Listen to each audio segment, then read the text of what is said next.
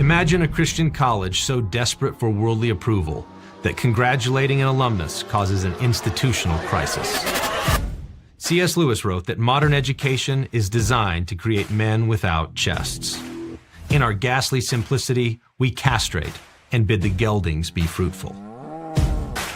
But not at New St. Andrews College. We don't aspire to be the evangelical Harvard, selling our spiritual birthright for a pot of pious platitudes and federal financial aid, or doubling down on DEI until we are DEAD. Tucked away in the chimney of Idaho, surrounded by rolling wheat fields, pine forests, and fully intact bulls, we offer a Christian liberal arts education for outlaws and pirates. We don't feed the victimhood that afflicts young snowflakes, and we refuse to be manipulated by activists wielding their skin color and pronouns, or nice guys wielding their respectability and angst. And when the French are storming the Bastille, we won't tuck tail and run from empathetic mobs. No, we won't be steered by the emotional sabotage of the left, because we're anchored to the Word of God. Our aim is to graduate leaders who shape culture under the lordship of Christ. And when the Lord elevates them to positions of power, we'll celebrate the men and women of courage that we've launched into the cultural melee that surrounds us. We'll even congratulate faithful alumni of other institutions. So congratulations, Russ. You too, Pete. But redemption is real. And JD, tell Margaret we said hi. I don't really care, Margaret. New St. Andrews College. Don't be a steer. Legacy media is falling apart, and as it crumbles, a void is opening, a void that we intend to fill. The big legacy news networks currently average just 1.2 million viewers a weeknight, and those numbers are only going to get lower. Legacy media is dying, and the younger generation has moved on. Legacy media panders. Legacy media lies. Legacy media does not know what the truth is, and they don't care about it. Legacy media is a dumpster fire. This is why we few in our wild imaginations have started the Fight Laugh Feast Network. Our goal is to take down the legacy media giant of the last 50 years with our 5 stones. We started in 2016 with our flagship show, Cross Politics. Since those small beginnings, we now air on DirecTV. Our broader podcast network now gets over 4 million downloads a year. And our Fight Laugh Feast pub, which includes TV shows like This America, The Rowdy Christian's Guide, Pastors in Politics, and As the Lord Pleases, with your support, many more to come. Our goal is to become the flagship new media 2.0 network over the next 50 years and take over nightly news, sports, sitcoms, hunting shows, and more, all conveniently stored for you in our Fight Laugh Feast pub.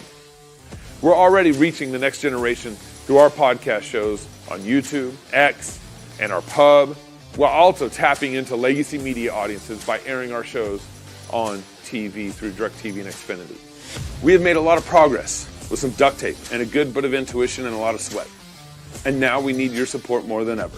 The TV networks have had such a negative impact on our households, and we're trying, by the grace of God, to put a stop to that. We have the opportunity. We just need the army. Now more than ever, we need you to join our pub to help us reach our goal of 1 million pub supporters in the next 5 years. There's no way around it. Competing with Fox and the Alphabet networks without money is virtually impossible. It's cheap for you to join. And when you do, you're combining your small monthly support with a growing army of like-minded Christians. We have thousands, we need millions. So if you want more of the Alphabet network's misinformation and lies, don't join. But if you want to give us a mere 5 stones, then please join the pub, and together we will take a swing at the head of big media, all the while fighting, laughing, and feasting to the glory of God.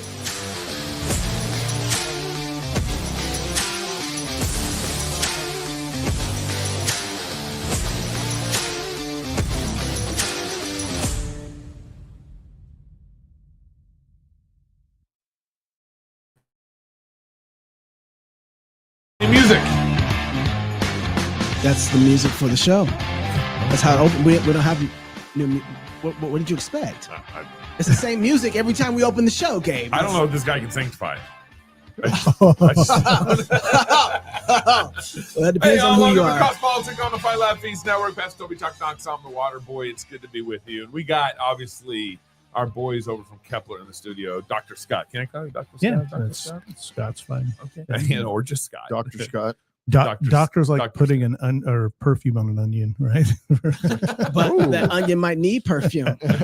And so I'm just saying, if I got my doctor, y'all gonna call me doctor. Dr. Knox. Dr. Knox. Knox. Yes. Knox. Yeah. Dr. My kids calling me Yes. Dr. Daddy Knox. Dr. Doctor Daddy. in front of everything. Yeah, my kids, they did that. Called me Dr. Dad for a while. See, that's you're doing it right. Do you find yourself disappointed with the currently available children's Bibles? Oh. Dissatisfied with the added dialogue and cartoon illustrations? Give it to Meet Mr. Toby. Postma, a distinctly different approach to children's There you go. Bible stories. There you go. There we go. Postma books set young minds up for success in understanding God's word by engaging them through poetic rhyme and vividly beautiful illustrations without sacrificing biblical accuracy. With 2 stories available and a 3rd coming soon, all the books in Postma's series include the biblical passages that the story is based on, as well as discussion questions for your little ones at the end. You can learn more and check out palmastorybooks.com. That's Postma Storybooks. The First Christmas Miracle is the first book. That you have there. It's yeah. the blue one. So these are, full disclosure here. My sister-in-law is doing this. Rosalind's doing this. And Catherine Kim from King's Cross. I know why is they're involved really in this here. project. We couldn't pay them, and so this is like we're doing an ad for them to try and promote because we couldn't afford to pay them for their work that they do for us. So I that mean, was really Roz could reduce her pricing for us, but okay. Wow. Okay. And then what's the other one about? Light and Life. yeah, Light and Life. First in Christmas the beginning. Miracle. In the beginning. Oh, it's a creation story. yes, that's right. Okay, so you got a Christmas and you got creation. You That's got right. you got Christmas and Easter. Learn more. Check out palmastorybooks.com or find Palma Storybooks on Instagram at Palma Storybooks at Palma Storybooks on Instagram. The mission of Armored Republic is to honor Christ by equipping free men with the tools of liberty necessary to preserve their God-given rights. In the Armored Republic, there's no king but Christ. Amen. We are free craftsmen. Body armor is a tool of liberty. We create tools of liberty. Free men must remain ever vigilant against tyranny wherever it appears, and God has given us the tools of liberty needed to defend those rights that he has bestowed upon us. So Armored Republic is honored to offer you those tools. Visit them today at ar500armor.com. Again, that's the letters AR and then the number 500 armor.com. And ladies, I'm just saying, it's Father's Day coming up. Yeah, You know, Body armor. Body armor. I mean, you want to make your man happy? You buy some body armor. That's true, actually. It is very Father's true. Day is coming up, and Yeah. that is a You kit your man out. surest way to a man's heart. Yes. Body armor. Body armor. Yeah. Add that to the I mean, ad. right after guns and ammo. Yeah. Guns and ammo and body armor. Yeah. Yeah. Build your man up. Get him some armor. In a garden long ago, a cosmic war was launched between the light and the darkness. The battlefield is for our kids, the future warriors, in an ancient saga. Dark forces push their agenda with promises of peace and tolerance, using government schools to churn out minions faster than even the Sith Lord's clone factory. I gave you guys that one. But hope is not lost. Nearly 10 million kids have ditched the Empire's grip, trained by parents and Christian educators in the light. Think Jedi homeschool vibes. Minus the lightsabers? There's not really going to be Wait, lightsabers? You can't take the lightsabers away. You took the You lightsabers can't away. do that. That's why I don't trust your ads. The rebellion's growing. Join us October 16th through the 18th, 2025 in Rocketown, Nashville. Yes. Are we having it at Rocket? Is that an accident? Is that a coincidence? No, of course not. Rocketown. Rocketown, Nashville, Tennessee. We are rallying the troops. We are rallying the moms, the dads, the pastors, the leaders, the teachers, the administrators, Yes. and all their families as we plot with beer and psalms, of course, jumpy castles for all the Jedis in training, coffee for the weary, and more. Join us to train the young, launch them at the chaos, and reclaim the galaxy for the triune God. The Spirit is with us. May the faith be with you. That is awful. That's awful. I'm sorry. I apologize to all of our audience, but you should definitely join us. Go to fightlifefeast.com to sign up. School Wars, Yeah. rebuilding Yeah. Christendom with your kids. Fight Life Feast conference this Yeah. fall. The registration is now open. Yes. Yeah. And That's good. and Fully open. we expect it to sell out. Yeah. So if you want to come, you really can't put it off this year to August or September. If you're one of those people, we Yeah. know about you people. Yep. We watch registrations, but it's going to sell out this year for sure. So you want to sign up now, and so go to fightlaughfeast.com. And of course, boothing, sponsorships, all that's available. We have a number of kind of selective Yeah. corporate partner levels or sponsorship levels. We always look to find someone to pay for our pastors' luncheon, stuff like that. So if you guys people- want to do some special stuff If you want to sponsor that, you can email me at waterboy@crosspolitic.com if you want to do some special sponsorships with us and stuff. don't forget all of our conferences. We always give a discount to club members. And so if you are a club member, make Yep. sure you follow the instructions for club Yep. member discounts. And Yep. if you're not a club member yet, join. Why not join now? Become a club member, join the pub, and get that discount. That's right. It's $50 off per club member, family member. Yeah, for You're losing money. pretty much. Yeah. That wasn't a bad ad. That wasn't that Yeah. I bad. know he did a good job. Because I reading cut a it. bunch of stuff out. Oh, Yeah, I have to hear the He original. edited it. You edited. I did see some edits on the in fly. there. Oh, yeah. Dr. Scott Postma is the president and CEO of Kepler Education. He teaches dual enrollment courses for Kepler in collaboration with Faulkner University and Colorado Christian University. Dr. Postma formerly served as a minister for 20 years and has served concurrently as an educator for nearly 30. In the course of his ministry, he helped plant 2 churches, found 2 private Christian schools. For the past decade, he's lived in the Pacific Northwest with his wife and family, helping students obtain a Christian liberal arts education. Scott, thanks for joining us. Hey, thanks for letting me be Cross here politic. today. Yeah. Yeah, man. 20 You've been here years. before. He has. Yeah. A couple years ago Yeah, now. okay. All right. Very 20 good. years of pastoring? Yeah. We spent 15 of it in Las Vegas church planning. Oh, wow. Ooh. Yeah. How was that? Interesting. Is that what got you out In of the Vegas? pastorate? That's what I was going to ask. I'm done. I'm done. Okay. In Las So, Vegas, yeah. can I be sanctified? so you're done, you're not pastoring right now, probably No. not thinking about it in the future? No. Okay. So then what's the biggest problem that you face as a pastor? Number one problem of all? In Las Vegas or just Oh, in yeah. all times? Well, yeah, look, let's go all times and particularly in Vegas. How about He that? wants both. Wow. Yeah. In probably the biggest issue in Las Vegas, I think sanctification, just helping people walk, consistently. So I think we often met a lot of folks that were at a place in their life that trying to get over strongholds, I guess, where it was a lot, so we worked a lot with people trying to get over strongholds. Matter of fact, we had like an addictions ministry in our church, that Specific. Yep. Because I mean, Vegas and all the access was Yeah. a real problem. Even Constant. Now, the one thing that was interesting, or I don't want to say good, but the one part that was easy about ministry there is you didn't have to convince people that they were sinners. Like it wasn't this like in the South where everybody's saved and everybody's doing. They were coming with issues, knowing their issues, knowing they needed salvation. So So it's kind of like everywhere else then. Yeah. You just made Vegas sound like it's like every other place. well, and the thing is, really, Vegas, mostly where we ministered, in the city, it's Southern California, Okay. without the ocean. I mean, Okay. that's really what it is. People think, they'd always ask, do you live like on the Strip? Because they didn't, and we never even went to the Strip hardly, unless somebody came to town and wanted to drive down and wanted to see it. Yeah. It was just something you never. And yet the Strip influenced so much of still Yeah. what you had to deal with. Yeah. Okay, so now that was Vegas. What about everywhere else? So my only other, I was an associate pastor up in Spokane. Okay. And I worked primarily with young people. So I started the Christian school there, and which one? it's Faith Baptist Academy. Okay. Yeah. So it's over on Euclid, and it's still going. Yeah. Okay. Are you still a Baptist? No. Okay. Praise God. Haven't been for almost 10 years. Okay, well, look at God. Or a little over 10 years, Wow, actually. look at He got that. sanctified. Well, okay, what was it that made you like, all right? Covenant, understanding covenant differently. So we were already migrating theologically long before. So it was a dispensational premillennial context it was in. But when I became a Christian, I haunted bookstores. So I was reading John Owen and Charles Spurgeon, and then would have these theological discussions, and they would say things like, "You sound like a Calvinist." I was like, "Well, what is that? I don't know. Is that a bad thing?" And like, yeah, you don't want to be a Calvinist. But the more I read and the more that I, continued to study, and, so we were already on a theological journey, and then understanding covenant differently changed my my baptism position from credo to pedo, Mhm.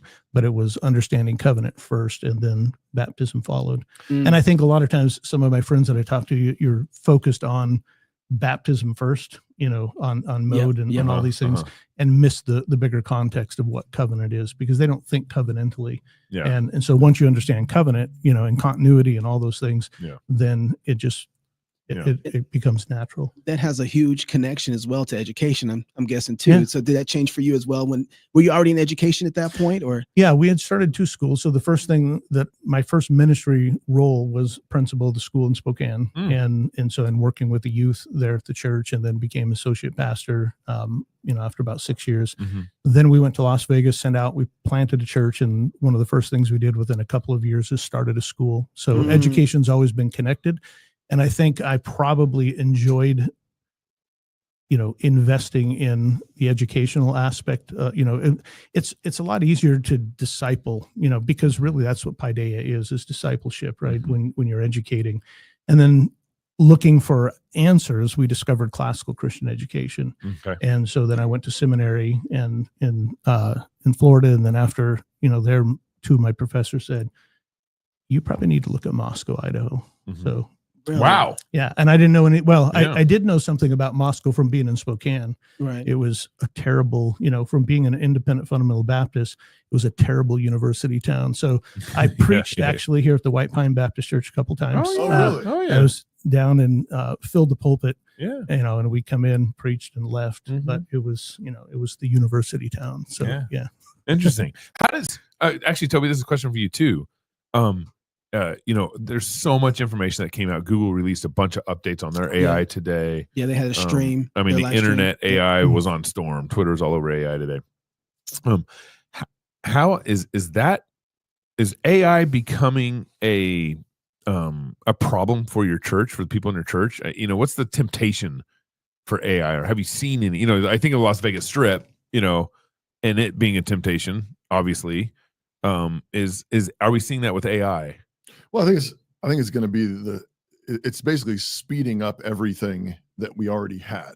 So everything that's there, That's interesting. it's just speeding everything up. And so Yeah. I would say all the problems we had, pornography, just, doom scrolling, stupid controversies. Yeah. I think a lot of that's just going to be sped up Yeah. even more. So you can, do stupid things even faster. Yeah. And It's great for humans. and so, but I think it's doing the same thing on the positive side. I mean, I think for those who use it as a wise tool, it allows you to do actual wise things Yeah. faster. Yeah. But that takes a lot of discernment. A lot is dependent on the user. Yeah. So I think it's going to be both, and I think it's going to make bad things worse, and I think it's going to probably make some good things better, and it'll probably make other things just messier. I mean, because there's also, I think we've talked about it on the show, but there's it's also there's just issues of like truthfulness and accuracy too. Yeah, So right, it's also there's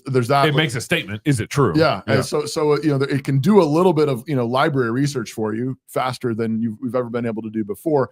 But you almost have to double check all of that library research constantly and make sure that what it's telling you is accurate, and it didn't just make something up or cite something else that was inaccurate or whatever. So that's what I've seen so far. But I mean, I guess we're brand new into this. Yeah. What do you think, Scott? I would say most of the feedback I hear about AI, most of the people are saying, hey, it's got strengths and weaknesses. I'd say that's probably the general feedback when I have this discussion with everybody. And then of course there's people who are like all excited about it, no negativity. And then there's probably Knox. And then I'd say, especially from pastors, I've probably heard the most negativity on AI. Really? Most worry, most concern. Church leaders, not just pastors, kind of thing. But I would say, like Ben Shapiro and some of these political commentators, they immediately jump to, oh, AI is going to take away jobs.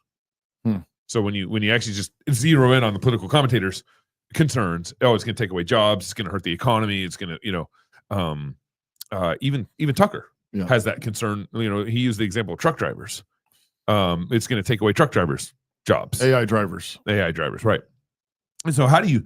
But the way I think about it is whenever technology kind of enters into an industry, thinking like manufacturing, well, machines came in and kind of took over some of the manufacturing industry. Yeah. Some jobs were lost, but also the people that stuck around in the industry were the gifted, motivated, and smarter employees that stuck around, because now they're running the machines, or they're running the manufacturing facilities, or they're doing more. It actually frees them up to do more. Mm-hmm. And so when I think about AI now in this next generation of people coming out of college and stuff, how is that? Let me back up first. How do you view AI as it relates to your high school students? We'll talk about your students going out and maybe facing competition, or your students kind of having to deal with this AI economy. Well, I think what Toby said a minute ago, I think is really the crux of the whole thing. It's a tool. That's all that it is. But we have to understand how tools work. Tools are a good thing if they work well. We also have to understand how tools shape us in the way that it will shape society, it'll shape culture, it'll shape your soul. Think of the automobile as a wonderful tool, right? Yeah. But it has shaped the way we build cities and towns and things. It put horses out of jobs. Yeah, it did.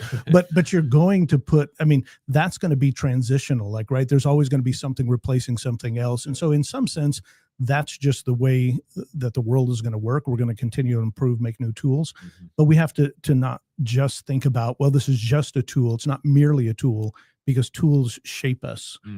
Think about a world today.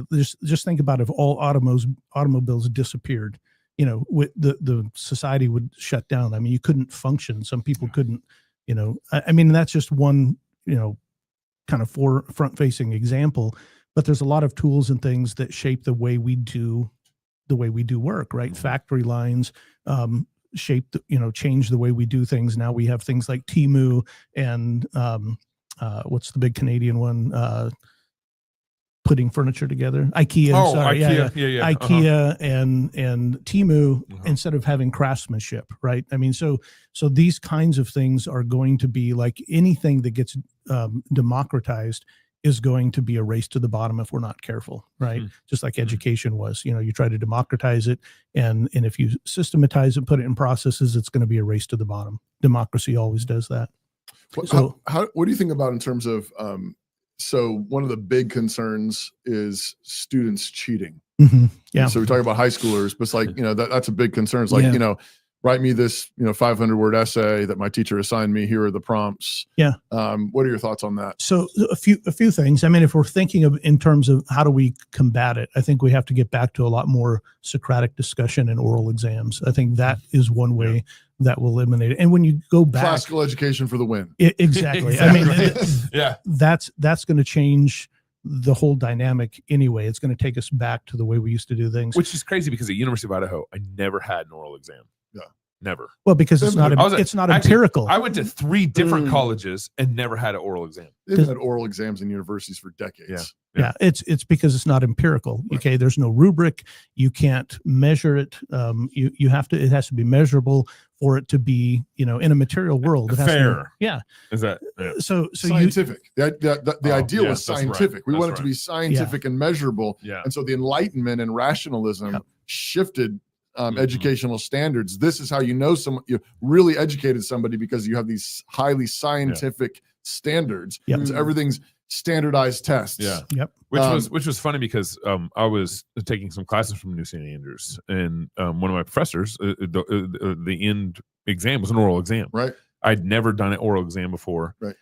In college, and I remember going in there feeling like I needed to know the information more than I ever had. Right. And when taking a test, you can kind of calculate a little bit what's going to be on that test a little bit. Right. But you go to oral exam and you feel the pressure to know the information broader and better. Yeah. It was good. Oh yeah, no, the professors, it's like they can strip you completely naked. Yeah. They're like, what do you know about that? What do you know about that? Yeah. What do you mean by that? Yeah. You push into all the corners.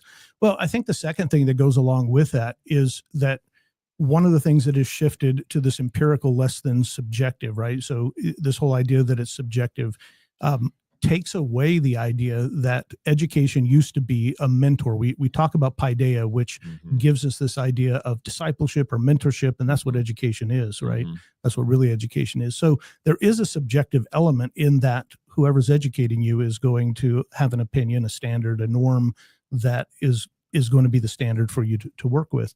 So one of the things that we have to think about with students, not only the oral exams, pushing into that, but getting close to students and discipling them, right? So the education is spending time.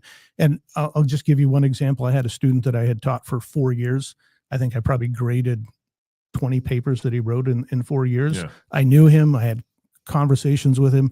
On his last paper, a couple of years ago, on his last paper he turned in, I'm reading it about halfway through. I'm like, this is not him.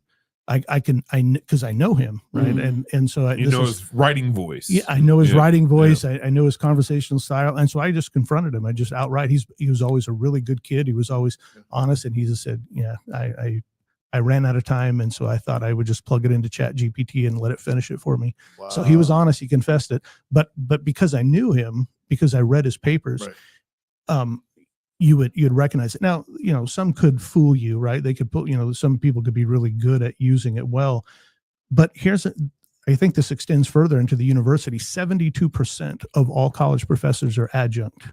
Right. So we've moved away from this idea of having a professor that you study under who's guiding you a and master mentoring. teacher. Yeah, that's right. Yeah. So when you say adjunct, they are teaching more than one subject.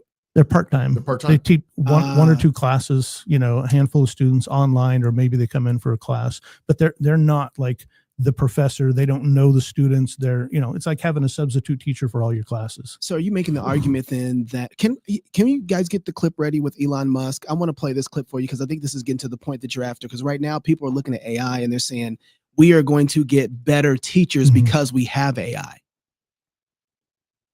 I do think AI will dramatically affect education because the AI is an extremely knowledgeable teacher, very patient, will be almost always correct, and can tailor the lessons specifically to the child.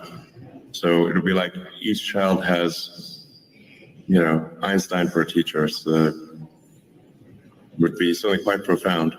I mean, if you have adjunct professors, why not have an AI that's like Einstein? That's exactly his point. And here's where he misses the mark. AI will help you win Jeopardy, right? But it's not going to teach you to live the well-lived life, right? It's not going to teach you to live the good life. It's not going to teach you, it'll show you how to process something, and it will process it for you.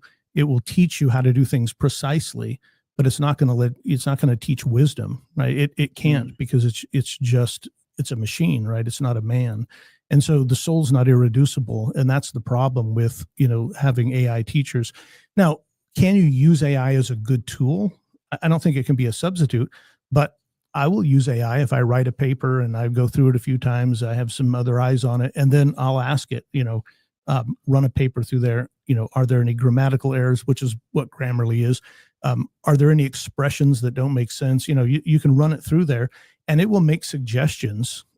I don't always use the suggestions, but sometimes it'll catch something. I'm like, oh, like an editor would, right? So using a tool like that, where he was talking about its precision, that can be helpful, but if it's writing for you, it's just a machine. It can't imagine. It can only remix, right? Because that's what it is as a machine. So are you saying then, and I'm just trying to understand this better, because the first point is relationships. So part of the reason that my kids are at Logos is because I know the men that are there that are teaching. Right.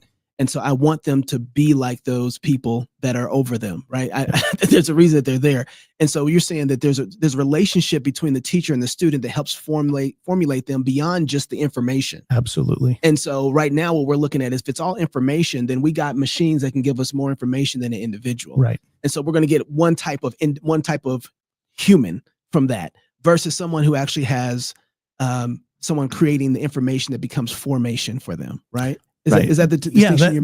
That is the distinction, because classical Christian education aims right at virtue, at wisdom, and wisdom isn't mathematical, because not every situation in life is going to be exactly the same, right? So you're thinking in terms of principles. How do I live by principle? AI will give you a solution, right? But it's not going to be moral.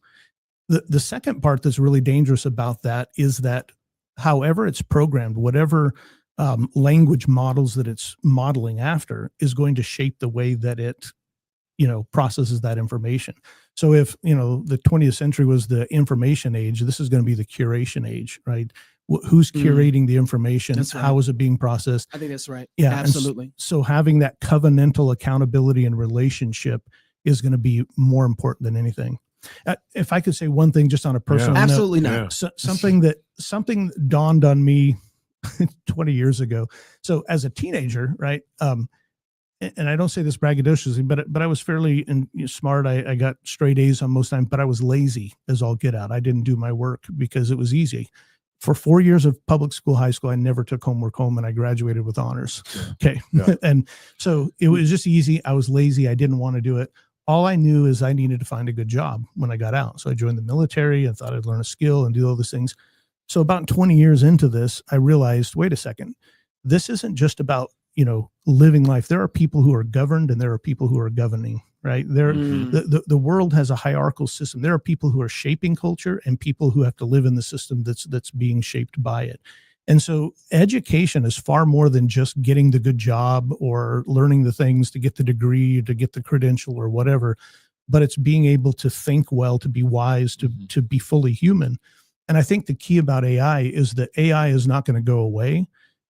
But there are going to be people who are that are suited to govern an AI world, right? And I think those are going to be the classical Christian educated students. I've been saying that. Like I disagree a little bit, and feel free to push back on me. I disagree a little bit with the formulation of the AI, because if we have classically educated people who are the ones that are training the AI in order to do a particular thing, and it's not just Google, it's not just Anthropic, it's not just ChatGPT or OpenAI.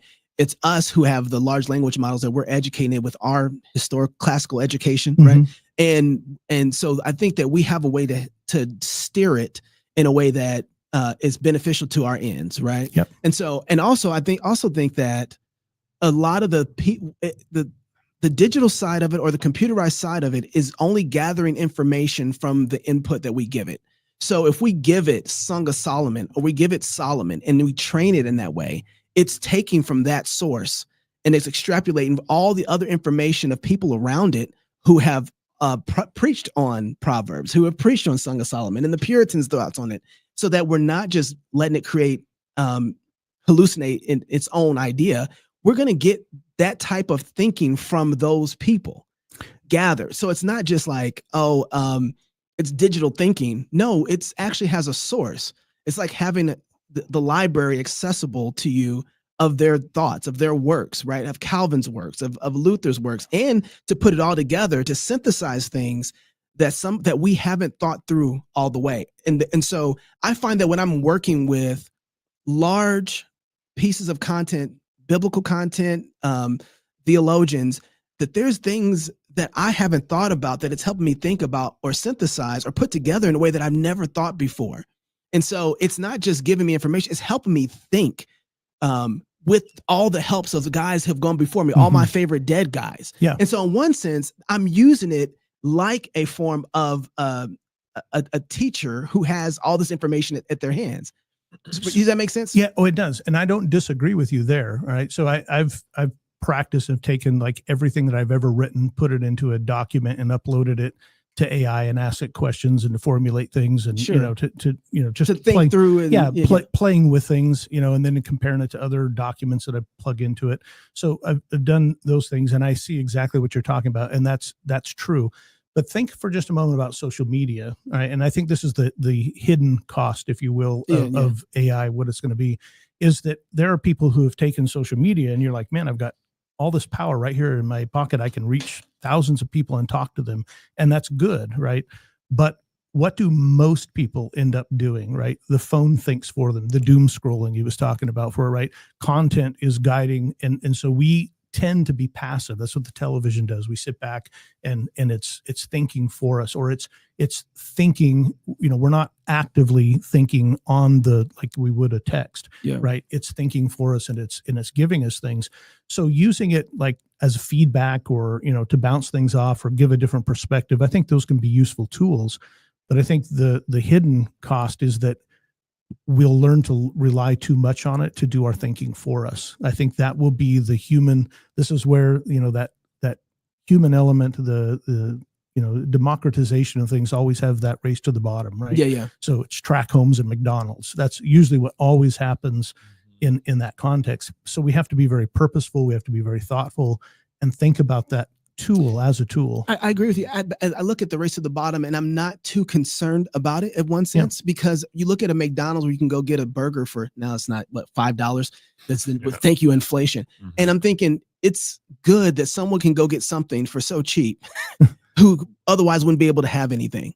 And so in one sense, so I think about kids, particularly in lower income families in the ghettos, who can create business plans and structures and finances for themselves that they otherwise never would have been able to do. Now there's a race to the bottom in one sense, Sure. But it just rose everything up too at the same time. It does. And I think so.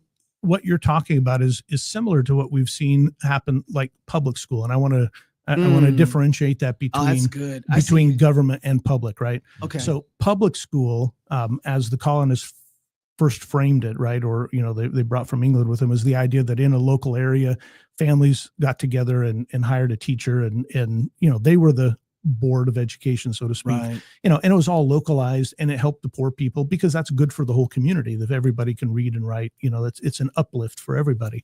So there's a sense in which public education is a good because more people can read today, more people are literate, more people can interact, than at previous times when only a select few could, and those are the governors. But I think the thing that we have to keep in mind is while they're in McDonald's, or small businesses, there's always going to be, if everybody's raising to this level, that next elite level, that next aristocratic level is always going to be there as well. And so my objective is we want kids to be classically educated, right, as Christians, so that whoever's the governing class, if I can put it in those terms, right, the ones that are shaping AI, shaping the laws, shaping culture, those are the ones who know how to think wisely. It's not that AI can't process it, but we have to also be able to ask the question, can it, not just can it, should we, right? Can we process, can we make this, but, should we make it? The extreme example I always give is, you can have a great engineer that can make the most deadly gas chamber in all the world, right? But should we, right? We want. Well, of course we should. I mean, of course we should, right? I mean, if we have to get rid of a bunch of dead guys or bad guys who have committed murder, I want to be able to get rid of them really quickly. The question is, what do we use it for, right? How do we use these things in a proper way? I prefer bullets. I think bullets are rocks that move fast because they're propelled. So I like that a lot better. So maybe machine guns are a good idea. How do you, as a Christian humanist, and an educator, how does AI play into, because I agree with you. I think anybody who has a classical education, matter of fact, I think only people with a classical education are going to be able to handle this tool at such a high level, because you have to know things still to be able to use AI. Yeah. Right. So if you're saying, hey, I want you to take and write this paper like C.S. Lewis, how do you know if it's C.S. Lewis or not unless you've read C.S. Lewis? How do you have to still know something for it to be able to imitate that, right? And so there's a lot of references and information and artists. So I think about Doug TenNapel, right? So he's an artist. He's a classically trained artist. So he knows all of the great artists who've come before him. So when he's working with his AI to make a cartoon or to make some art, he can pull from these references to be able to help the AI generate that. And he knows when it's hit the mark or not. Sure. And so he can do it at scale now. But if you don't have that information, if you don't know that, then you have this kind of thing. Yeah. Well, so to put this in a context, I would compare it, say, to an iPhone or a smartphone, right? So when smartphones came out, when they first came out, if I could go back today, I would never have given any of my kids a smartphone until they were 18 or something or older. I never would have, because that tool shapes you in unexpected ways, right? And they have access to things that you never expect it, to have access to. So there's a way that those things happen. So for a young person to use AI, and to be engaged in it, I think is going to miss out on the opportunity to shape that, their mimesis, right? Their ability to to imitate, the texts that they're reading. If they want to learn about C.S. Lewis, they should read C.S. Lewis or do like the old writers used to do and verbatim copy a book by that author. So you get that voice. Yeah. So the whole idea of mimesis, the whole idea of soul formation and their logic formation, I think that's important so that when they can get it, because it doesn't take much. It doesn't take anything to learn AI, right? Any kid can pick it up. Most, I say the kids are going to be teaching the adults how to use AI. That's just the way way it Technology goes. Works, But I want them to their soul to be formed before they're engaged. So Jonathan Haidt recently, a couple of years ago, came out with this whole idea of how America's stupider than ever before because of what the cell phone. I mean, he's all laid all that out. But Jonathan Haidt. What's the name of the book? It was what he did it, and it first came out in an Atlantic article called I think we "Stupiding talked Ourselves" or something. And then there's the anxious generation, and then coddling the American mind. I think he deals with those in all of those. But what he's observed though is the idea that the technology has shaped and formed the minds of young people, where being outside and interacting with each other. And maybe I don't agree with all of his conclusions, but for the most part, what he's talking about is the unexpected things that happen, the way this technology shapes young people. So I guess my contention is I want to see their soul formed before they're engaging and using it. They'll pick it up and use it quickly. I'm not saying it's completely off limits, but it needs to be very carefully used by young people and employed. How are you guys doing that at Kepler? Well, interestingly enough, so this was the first year that we actually had a situation other than, that one individual student, but a student that in all of his classes, it came out at the end of the year that he had cheated in all of it. And we had not had an AI policy. So we're writing one this summer for the new year, how we're going to treat that. So it was an unfortunate thing, but he just found that it was easier to plug in his prompt, let it write it for him, and double check those things. I heard there's my friend, he's a professor at ASU, Arizona State University, and I think he's doing some of the testing where he's talking to the students. It's a verbal test. Oral exams. But one of the ways he's also working with students, because he's at a non-Christian university. And they're using AI. These students are using AI all the time. So one thing that he did was he said he would give them a question that he wanted them to use AI to help them answer. Okay. And so they would go in and prompt and actually start studying the content. Right. Where we're learning as they prompted the AI to help them kind of get to the information that he wanted them to get to.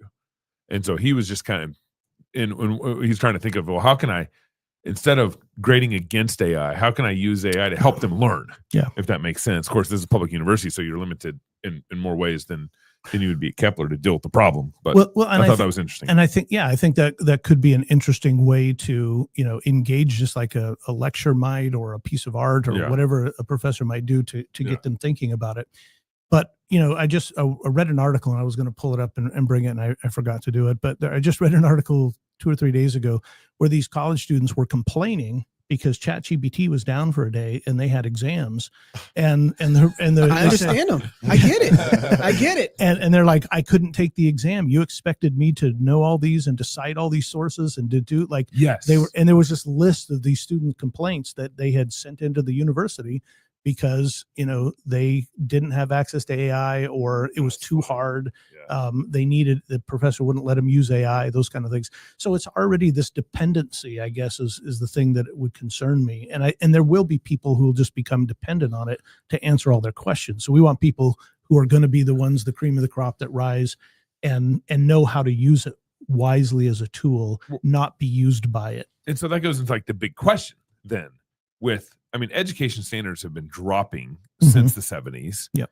Our own. Only the 70s? Well, yeah. I was going to say, but wow. Particularly since the 70s. 1870s, because that's when maybe. Department of Education started, and they started tracking it at a national level. Yeah, 1971. 1970s.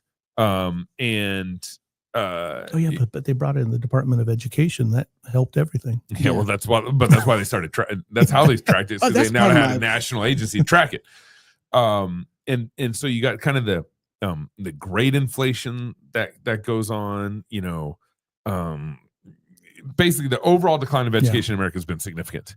Now classical Christian education has been doing the opposite. Like they're increasing the standards over time. We now have a Christian classical test like SAT and ACT that Pete Hegseth in the military is going to start accepting the CLT. Were you happy about that? Yeah, I like the CLT. I mean, does any test have its issues? Sure, but I love the CLT over, the College Board tests are, completely DEI saturated. So yeah, it's, I mean, by design, So I guess College Board? The question is SAT and CAT. Yeah. So the question is, well, how are we going to, what kind of students are going to make it in the AI economy? If AI is going to dominate, I mean, I'm telling you right now, Elon Musk releases a robot for 10 grand, which is the price point he's trying to get things at. I'm in. I'm buying a robot. He's gonna help my wife do laundry. He's gonna fold the clothes. He's gonna vacuum the house. Have you not seen iRobot? So, Hey, did you know the not seen Jetsons? iRobot? Hey, we won. We won though. 1962 was when the Jetsons were released. Yeah. So we have everything but Rosie the robot and the flying cars, and we have prototypes of all these things. All these things. So we're 2062. We're 100 years away. So you could very much enter into the economy next 20 years. Yeah. Enter into economy. It could. Where there's no internships. Like the robots do all the intern work. Yeah, but then who are gonna be the ones that are using the robots? So that's my question: is how what education output is going to create the kind of students who can go out into an economy where the entry level jobs just aren't there because robots. Well, I mean, go back. I mean, several years ago, Steve Jobs, Mark Cuban, I had 2 or 3 guys that were talking. They said, what should we do?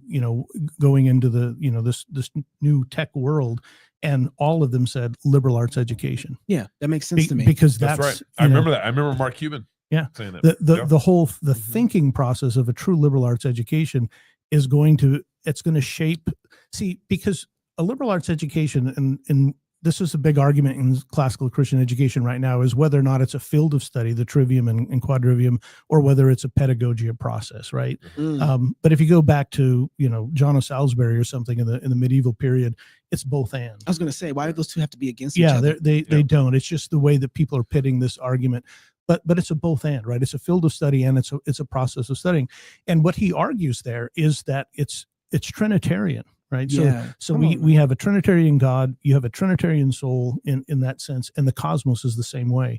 And so this echoes the liberal arts shapes us to think about things in a way that we don't think about them anymore. Like think about when you first learned to drive, right? When you thought about your blinker and my brake and then my 300 feet and 500 feet. My daughter's going through that process right now. Right.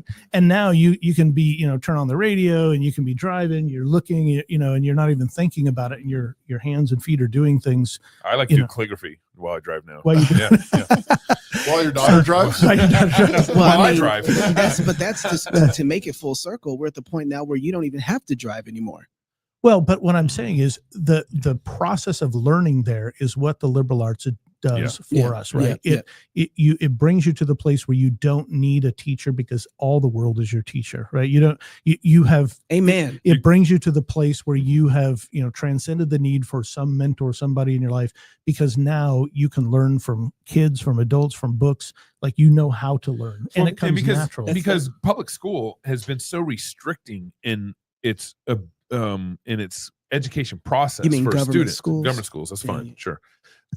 Where it actually limits the student versus classical Christian education just made me want more. Right. And this is one of the problems I have with the naysayers about AI as it relates to jobs. When someone says that's going to take away my job, I'm like, you're thinking so small, right, about your economy and even about your own self. Right. If when I think of a robot, cleaning my house, help my wife with laundry, whatever, or a robot assistant in cross-politic, hey, I tell the robot, hey, draw me up an email about this and this and this and send me the draft so I can finish it off and whatever. I can think of so many ways that robot frees me up to do more.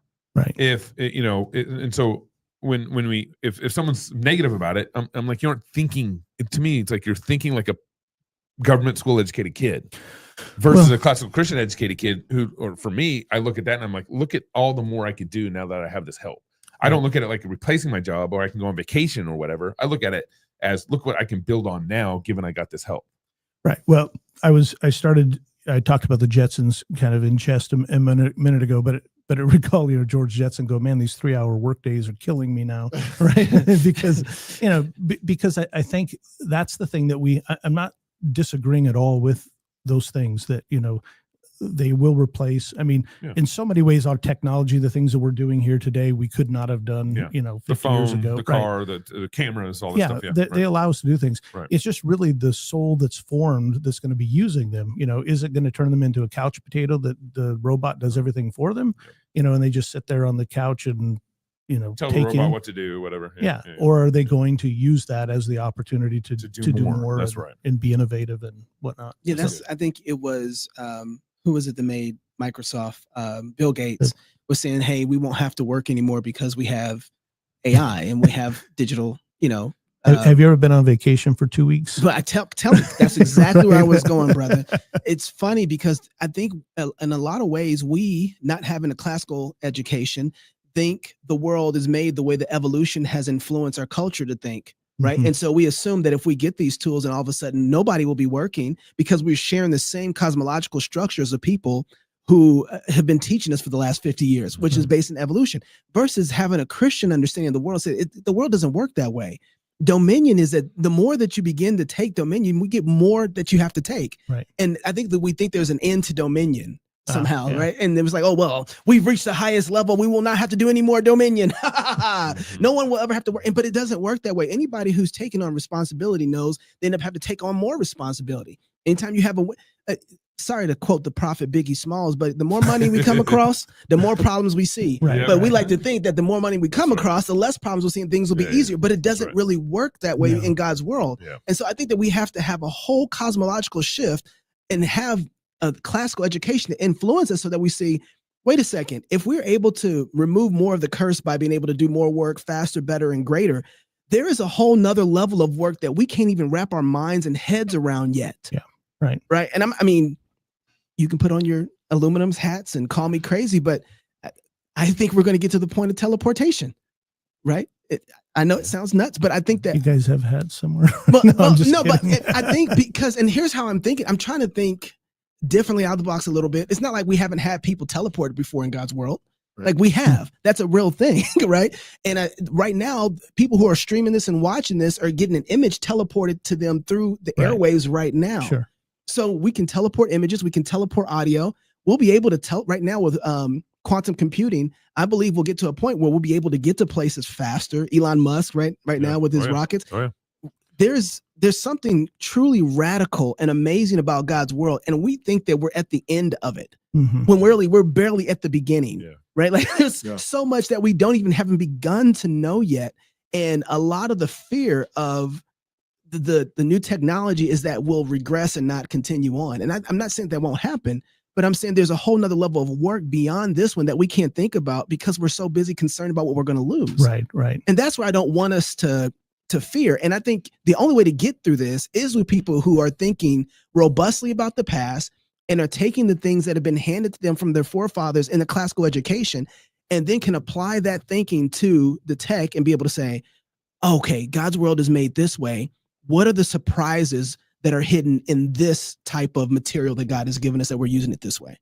Well, I think you're onto something there. That's why when C.S. Lewis in his essay on reading old books, right? He said there's no way we can't read the books that haven't been written yet, right? Right. And we're in the present now, and so we're looking for wisdom there. So the best way for us to understand now and the future, that trajectory, is to have an understanding of that inheritance we received of that past, right? Yeah. And so those with the classical education are deeply rooted in the literature and the culture and the history, right, of our past, that inheritance, and that gives them a vision for anticipating. And I think that's something that is really important for us to look at right now. think about the people who are writing the dystopian novels, or think about C.S. Lewis. We've brought up him a few times, but the idea that there were so many things that they anticipated where the culture would go, right? When you look at their writing and you look at their literature, they anticipated the direction, but they could see the trajectory, given where, they were on the cusp of a new generation of things, and they could see, what would contraceptive, what is that going to do to the culture? Well, guess what? Here we are looking back, and we get to see what they were looking forward, to seeing. It's funny. I sent this off to Pastor Wilson. It was Gary Vaynerchuk, who is a very well-known marketing guru out there. They were asking about AI, and he said, I think the future is going to be that a lot of your grandkids are going to be married to AI models, right? Not models in the sense of like somebody on a runway, but somebody who talks to them and has a relationship with them. And I said that to Pastor Wilson because I said, well, there goes vindication, because you wrote a book about this like a while ago. Right. And everybody was laughing at you. But because you had the classical education, you could model out where some of this was going way ahead of time. And he was able to think about it. And so he marked off Denver in the book as being one of the places that he's not too far off. But that goes back to, I think, your point about the being discipled properly by someone who is thinking, right? In the format for who's a real soul. A real soul. And the relationship aspect to that, you can't change that. People really do need other humans. Right now, people are seeing AI fatigue in this, and not just AI fatigue, they're seeing fatigue in people's relationships, and they're willing to pay other people just to go on walks with them. Just to be in relationship with them, right? There was a guy who made money hugging people because they wanted, you know what I mean? Like, and so this is a problem because people have isolated themselves, and then we've given them tools to stay isolated. And so I see the problems here, but then I think it's going to create a demand for real human interaction as well. Like I need real friends. And this is where the church comes in.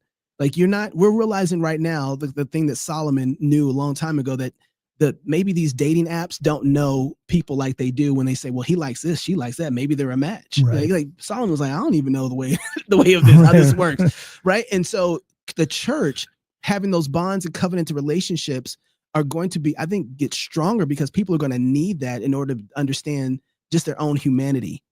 Who do I get married to? Where are these women at? Where are the men at? How do I meet them? What are their families like? You can't do these things. Do they come from a trusting community and background? Exactly. So anyway. Seems like all this is ultimately a way of saying reality always wins. Right. Exactly. So this is God's world. Way. It's God's world, and gravity exists, and reality is what it is. And we like in very, very small ways can push against it, but it doesn't work. It doesn't last. I mean, and so people are made for work. That's right. God, blessed Adam and gave him a job. The first blessing is be fruitful, multiply, fill the earth, have dominion over the earth. And so we were made for work. We're made for companionship. It's not good for man to be alone. He provides another human. He provides marriage. He provides family. He provides work. That's all a blessing. And I think the same thing right in there, that dominion mandate includes the ability of passing down knowledge and understanding and wisdom to future generations. You shall teach these things to your children when you rise up and when you go by the way and when you lie down. And when you rise up. So the task of education is inherently personal. It's inherently and that's the way God made the world. And so these tools are tools and can be glorious tools, but they really are. I mean, it's like this is really souped up encyclopedias. Right. Like these are really souped up cars. These are really souped up rockets, whatever. And that's glorious. And at the same time, this is still God's world, and we are still made in God's image. Yes. And that can't be undone. And there are certain immovable aspects then about that reality that we get to work in. Yep. And like you said, eye has not seen, ear has not heard what God has prepared for those who love him. Amen. And if in fact the plan is for the knowledge of the Lord to cover the earth as the waters cover the sea, then we got a lot of work to do. That's going to take some time to accomplish, which means, we're still in the early church. Yeah. And we're going to be, I don't know, maybe we're the second Middle Ages or, whatever. When our descendants look back on us and look back and have a hard time trying to remember if if John Calvin or Doug Wilson came first. we thousands of years down the road. We think that's it's because you have a hard time remembering if Athanasius or Gregory the Great came first, or Augustine. Yeah, and it's like, well, there's 500 years between them, Right? But it's like I think we need to be thinking optimistically. I mean, God created this world and intends for it to be full of His glory, which includes technological glory. Yeah. It includes the ornaments, the decorations, the ornaments, the decorations, technological. Oh, okay. All right. Yeah, I'm sorry. I just didn't know what you were talking about. Like I thought of Christmas trees all of a sudden. I was like, what are you talking about? Yeah, I don't know. I was like, where are we? All the bells and whistles that God gives us. Yeah, but I mean, being fruitful, multiplying, filling the earth, and having dominion over the earth includes space travel. Yeah. It includes all these teleportation. It includes teleportation. Apparently. So if somebody wanted to get a classical Christian education through Kepler, where would they go? Kepler.education. That's what they need to do. Yep. If you're going to rule the world, you're going to have a classical education. You need a classical education. Brother. And how can people, you write on Substack, right? Yep. What's your Substack? ScottPostma.net. There you go. Appreciate you, brother. Thank you for being here. Thank you so much, Scott. Yeah. If you don't sign up for the Fight Laugh Feast club membership, you will not get a discount to the conference. It's happening October 16th through the 18th. Yeah. And that would be a loss of good money for you. So go do it right now. If you're single, get married. If you're married, have you some kids. And if you have kids, go baptize them. Until tomorrow, love God with all your heart, soul, mind, and strength. Love your neighbor as yourself. Go fight, laugh, and feast. This is Cross Politic. Home. It's where you build your legacy, where traditions are started, seeds are planted, meals are shared, and stories are told. We are Chris and Natalie Carpenter, owners of Story Real Estate, and our team of top agents helps people find homes in Moscow, Idaho, and around the country. Have you thought about a move? Contact us to get connected with a top agent who shares your values and puts your family first. Or reach out to us about our Moscow relocation guide. Wherever you're looking to go, we can help you find home. Call us at Story Real Estate or visit us at storyrealestate.com and start building your legacy.